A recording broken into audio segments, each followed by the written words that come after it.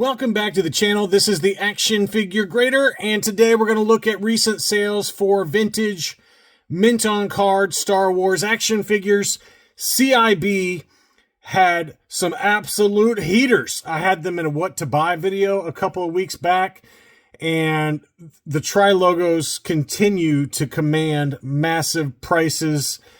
The haves and the have-nots. If you've got something rare or something really high grade, they will sell for big boy money. So we'll get to those at the end of the video. As always, thank you to my Patreon supporters. They allow this channel to happen.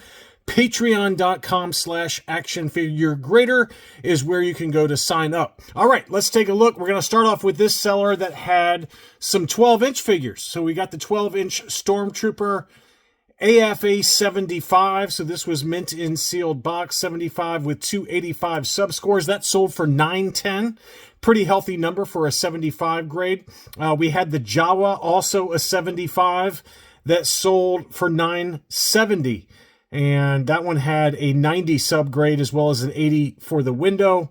Box 75. Really tough to grade these 12-inch line because of how fragile that flap is. It can crease really easily, and it's really easy to get the grade down as a result of any sort of creasing to the box.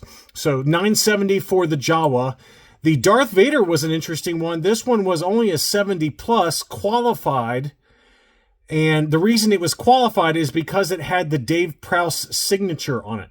So you can see there, let's get a nice close up there. You can see how Dave Prowse has signed this 12-inch Darth Vader. And it was a 70 grade, but it had subgrades. So I'm assuming that they gave it the qualified designation and the 70 for the box score because it was autographed. That's how AFA used to do things. They might have changed now. I think one of y'all told me in a comment on another video that AFA will not ding it because of an autograph now. In all fairness, at the top of the box, you can see some heavy creasing there, so it probably would have gotten the 70 anyway. But the qualified designation to me with the subgrades means that it's still factory sealed, but they gave it the qualified designation because of that signature. I don't know. I'm just guessing. It's impossible to know what runs through the mind at the people at, with the people at AFA. This is a good candidate. If you have something like this, it doesn't have to be vintage, but modern or whatever, don't send it to AFA if it's autographed. Send it to Collector Archive Services because they have a signature series yellow label similar to how CGC does it with their yellow label signature series. And you pay a fee for the autograph authentication with James Beckett. I think it's with James Spence authentication. It might be Beckett. I can't remember. James Spence, JSA authentication. And they'll grade it accordingly, what the items actually condition-wise is, and then give it the yellow signature series label instead of automatically defaulting to a 70, which is what I've always known AFA to do. Now, that may change, but anyway, it might be different now. I'm just saying that for ease, it's easier to just send it to CAS, in my opinion. It still sold for $15.25, so it was still a big number. But that it's just my own 2 cents in terms of how to handle autographed items. I just think it makes way more sense to send autographed items to Collector Archive. This seller had some interesting items. This was a 12-back C Stormtrooper graded AFA 90. But anytime you see read description in the title of the auction listing, you want to make sure to read it because it usually means there's something wrong with it. So if you read through the description, it says it was graded prior to AFA using tiers in the grades. So it's a single score AFA 90. On the front of the card, there is a little spot of discoloration. The card has a slight wave to it. The whiteness of the trooper I will leave to the side, and you can see that the trooper is clearly got a little bit of pink going on the arms and the legs. So there's the white spot. I mean, whatever on that. But is it still a 90? Probably not. I think if you submitted it to AFA today, it wouldn't get the 90 not because of the white discoloration, although it probably would affect it. I think it's mainly because of the figure. The figure has degraded inside the blister slightly. It's not terrible.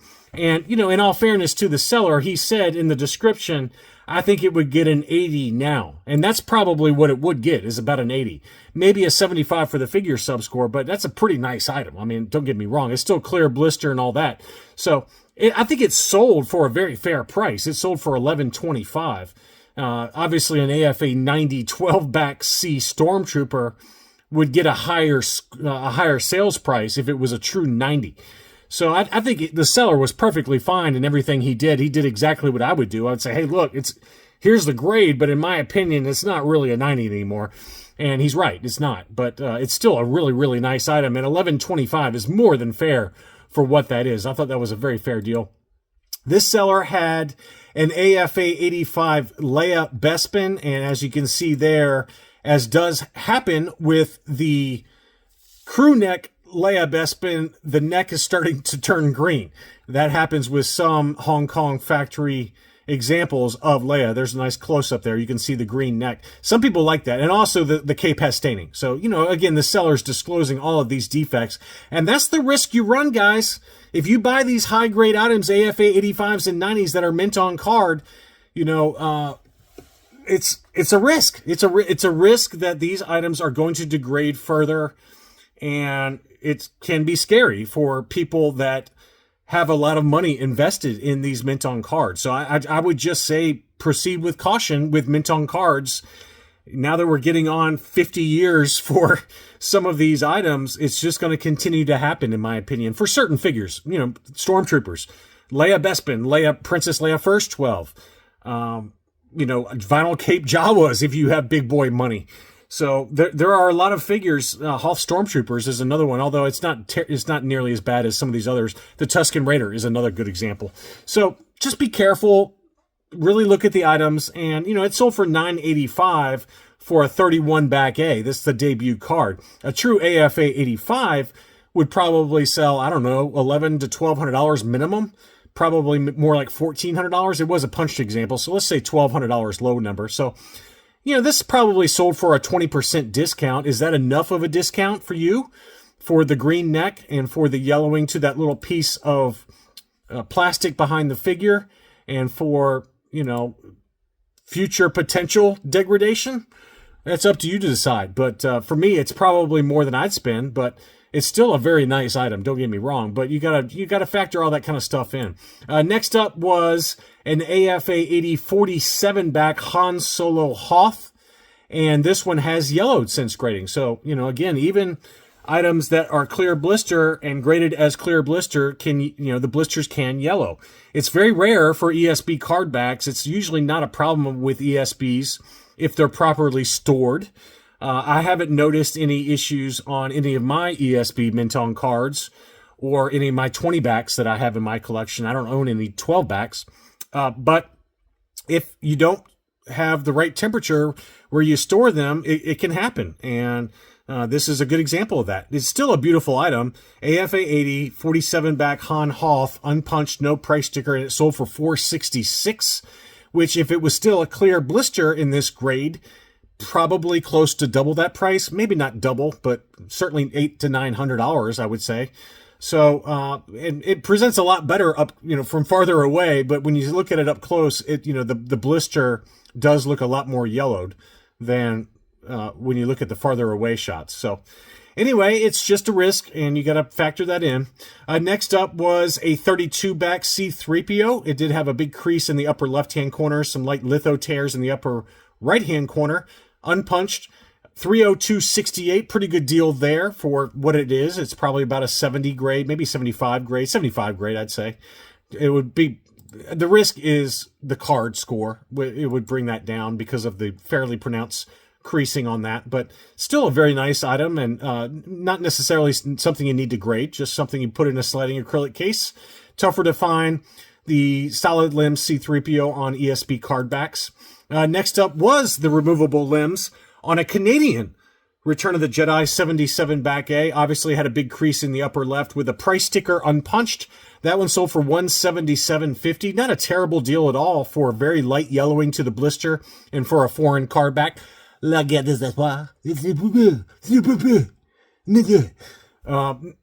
deal at $177.50 at all. All right, these, I've been meaning to talk about these. They've been in my watch list closed items for a while. I don't know what's going on. Okay, these items were on the last Jeff Jacobs Hakes auction, and then within like a week or two, they were listed by this guy at auction. So I don't know what's going on. And they sold for a lot less than what they sold for at the Jeff Jacobs auction. So who knows? Maybe this seller is a consigner and sold it for somebody that panic bought at the Hakes auction and then decided to resell them. I don't know. But these absolutely were in the last Jeff Jacobs auction, and they sold for quite a bit less. I did not look up the final sales prices, but they were less. And this one was a beautiful 21 back Princess Leia. Obviously, the transition card back, clear blister, AFA 80. And why they decided to sell it so quickly after buying it at Hakes, I don't know, other than maybe a job situation or financial situation changed like that. But it did sell for $710, and then this was another one. I think there was three of them, not two of them. I might have covered one of them. I think there was a Greedo also, but this one is the Tusken Raider on the 77 back, not the hollow cheeks. Okay, this one sold for $449, light yellowing to the blister, AFA 85. The hollow cheeks comes on the 65 back B, if memory serves. But this one was a beauty. It was a beauty, and again, I know it sold for less. I should have looked them up on what they sold at the last Hakes auction in January, but I did not. But that one, I mean, those two were listed right after the Jeff Jacobs auction ended, maybe like less than 2 weeks after. So who knows? Next up was a lot of two Stormtroopers mint on card, one ESB 41 back, and then a 77 back Return of the Jedi. They weren't perfect; they had some issues, but they did sell in a pair for $331. You can see the sticker removal damage in the upper right, along with some creasing by the hang tab on the 41 back. And the back of the card is there. It had some water damage on the top left of the card. So again, I'm kind of going all over the map here. We're going to swing the pendulum to the other side at the end of the video when we look at the insane prices for the Trilogos. I mean, they were just absolutely nuts. The 77 back had writing on the back of the card. So these are just kind of beaters, high-grade beaters, I would call them, and good examples to just put in a sliding acrylic case and, have them displayed. $331 for the pair. That's not a bad deal. I mean, you're basically paying, $160 a piece. Pretty decent deal for two beaters, better than beater, if you want to call it that. Here was an AFA 90 Empire Strikes Back 45 back Star Wars Display Arena Offer proof card for the Bespin security guard. And it was an AFA 90 archival case. I mean, this is the kind of thing that you see at Hakes or Heritage or Golden. It was an AFA 90 and it was listed for 2,950 Australian dollars. The best offer accepted was 2,550 Australian, which equates to about 1,600 US dollars. Not a bad deal. Not a bad deal for an ESB proof card. That's a price I'd pay. Even for a lesser character. It's AFA 90, and it's a pre-production proof card from the Empire Strikes Back line. Lot tougher to find these than the Revenge of the Jedi proof cards. Very, very cool item, and very high grade item. Great price, too, at $1,600 if you ask me.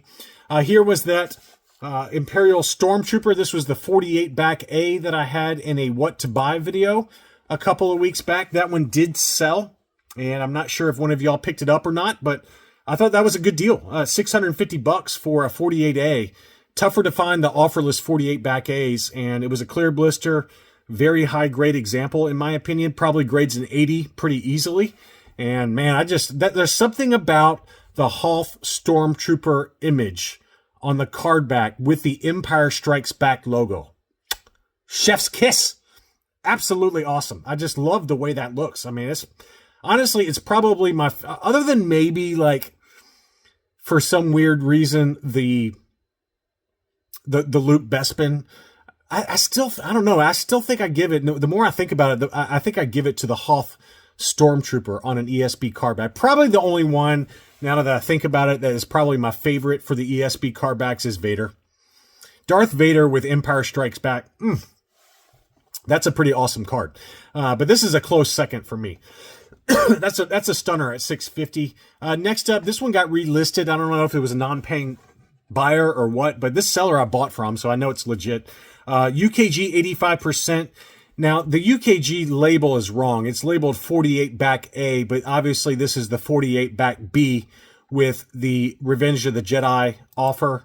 And it did have a price sticker punched example that sold for $610 for Leia Hoth on the 48 back B clear blister. Very, very nice example for $610. That's a very fair price. Next up was a slightly yellowed blister AFA 80 41 back D 21B medical droid. That one sold for $550. Pretty nice example there, but yellowed blister for $550. This seller's usually at the upper end for their prices. I've never bought from them just because I found their prices to be just a smidge too high. But that one was a pretty nice 21B. Here was a 32B debut card for Yoda clear blister AFA 80. 80, 85, 80 subscores. It was a punched example with the price sticker. That one sold for $1,300. Big number on that one. But again, that was a buy it now. But I wanted to at least show you and support my argument again for probably the 10th time. I know I'm beating a dead horse, but buy one of these ungraded and grade it yourself. You can buy one of these in this condition ungraded for probably $500 to $600. You know, it's punched with a price sticker. And I think that you can probably get the 80 pretty easily for an ungraded 32B.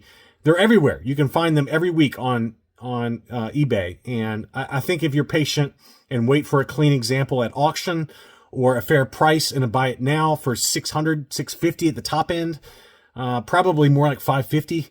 I think you can get this all day long and grade it yourself and save a lot of money versus paying $1,300. But that's just my personal opinion. It's really because the 32B Yoda is so easy to find. There's so many of them manufactured that I think you can do it yourself. Next up was an AFA 75 Power of the Force Vader. The blister on that one was nice. Very light yellowing on that one. Very, very nice. It was a punched example. Again, it was a 75. That sold for $900. I think in an auction, this probably goes for less, but I don't think that's a terrible overpay. I mean, I think in an auction, it probably goes 800-ish tops, but $900 is not the most terrible price, in my opinion. Next up, all right, now we're digging into the Trilogos, all right? We're going to start off small.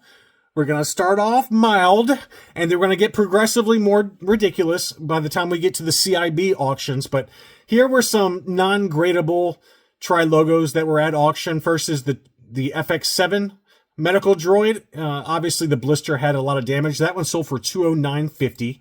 The Gamorrean Guard sold for $152.50. Again, lots of creasing to the blister. These are just examples that you would, put in a sliding acrylic case. The cards were in pretty good shape, but the blister on that one was rough, which does happen. I mean, the blister is so big. It's so massive on the Gamorrean Guard Trilogo that it's really tough to find those clean. Even my AFA 80 has got quite a bit of wear to it. Next up, this one's a little better shape. This one, unfortunately, had creasing on the card, though, at the top of the card. But this is the Hoth Rebel Commander, and that one sold for $222. This was probably, in this auction lot from this seller, this was probably the best of the bunch, and I thought this was a great price at $303. It did have some very light rippling to the top of the blister. It's got that etched edge blister for the wicket, but it was an unpunched example. And I think this has got a good outside chance at an 80 grade. One little light crease by the hang tab, but I think this probably gets an 80, 75 or 80 for the blister and then 85 for the figure. So I think it's got a really good solid chance at an 80 grade overall. And for $303, that's a good deal. That's a good deal. That's a price I'd pay. This is the kind of item that I would roll. This is how I think. This is the type of item I would roll the dice on, get it graded myself, and see what happens. And at $303, that's a pretty good price. And, you got pretty decent chance, I think, at an 80 grade. better than average chance. Here was a Darth Vader. That one sold for $510, which to me seems high. It had some pretty pronounced creasing at the top of the hang tab, and then the blister had quite a bit of dents to it. So this is at best a 75 grade. We've seen some AFA 80s go for $600, 600, 650. So to me, I think that one was a little high, but not the worst overpay in my opinion. But now is time to talk ridiculous, because we've got 4 items that sold from CIB. We're going to start off with the AFA 90 12 back B Sand People, punched example as well. Look at that price, $8,100. 85, 90, 90 were the subscores. Archival case. It was certainly a beauty. No staining to the cape on the figure, but $8,100. Gulp. I saw that closed listing and I was shocked. I was shocked by that. I don't know why CIB manages to pull in these insane prices. I would be hard pressed to believe that you would get that kind of price even at Hakes, Heritage, or Golden. Maybe I'm insane. Maybe I'm wrong. Maybe the population report supports this number, but to me that is not a number that I would pay. And here are some other pretty wild prices. This was the AFA 85 Trilogo Yak Face. It was graded clear blister, straight 85s for the subscore, and it was also an unpunched example. It was yellow, though. The blister had yellowed since grading, and it sold for $5,600. For reference, I have a yellowed blister AFA 80 Yak Face that I believe is also unpunched. Don't quote me on that. I paid less than half this price. Now, again, mine's an 80. This is an 85. This one was mispacked with the Palace Blaster. Mine doesn't have any weapon inside. So to each their own. I'm just saying, for reference, this past year I paid about 25-ish, 2,400, somewhere in that ballpark for an AFA 80 yellowed blister versus this one. So big number on that one. It gets more progressively more ridiculous. Here is the Luke Skywalker AFA 85. Now, this one had the smaller blister type. It was not labeled as such, but it is a Meccano blister. That one sold for $8,150. And I think that there was a standard Palatoy bubble AFA 85 that CIB sold last year that sold in the neighborhood of $2,500 to $3,000. I don't remember exactly, but that's what I seem to remember. I might be wrong. I might be getting it mixed up with the Luke Bespins, which were definitely in that $2,800 range. But $8,150 is complete insanity. There's no way that I would pay anywhere close to this price. But to each their own again. But it was certainly a beautiful item. Absolutely an investment grade type of FU money type of item. But there's no way that I pay that. Finally, it was this one, which this one actually went right where I expected it to go.